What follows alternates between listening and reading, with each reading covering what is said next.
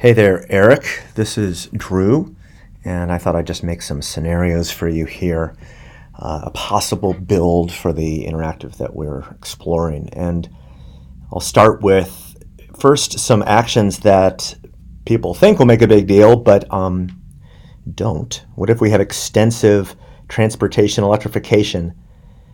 And you can see that less oil, more coal. And I'm going to give short explanations along the way, probably pretty brief. We'd want to write them longer, but more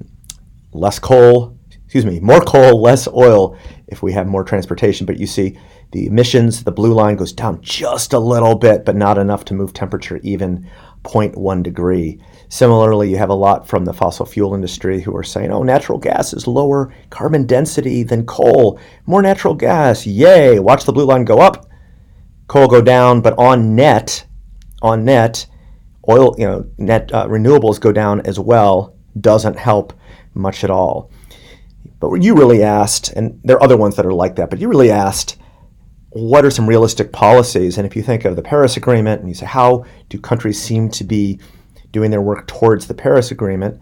Here's a set of things that lead it towards, I would say, a replication of the Paris Agreement roughly. And that would be encouraging renewables. Watch the green line go up and coal go down.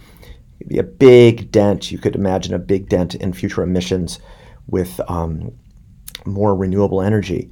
We also see some pressure on coal. Watch the brown line of coal go down even more if countries tax or put regulations on coal. Energy efficiency in transport, different standards like CAFE standards around the world, improving energy efficiency there. Buildings and industry, insulation and motors and performance standards and all of those. More encouragement and incentives for electrification of transport, perhaps improvements of grids and stuff that help there. Maybe some modest carbon prices. And most estimates from us, Potsdam PIC, us at Climate Interactive, see Paris Agreement getting us towards 3 degrees, 3.1, 3.2 are the estimates. So you can imagine that as kind of a set of actions that would be quote unquote realistic. Beyond there, of course, you know the kinds of things it takes for 2 degrees. We can't have deforestation continuing like this. It would need to go down. There we are at 2.9. We could grow some more trees.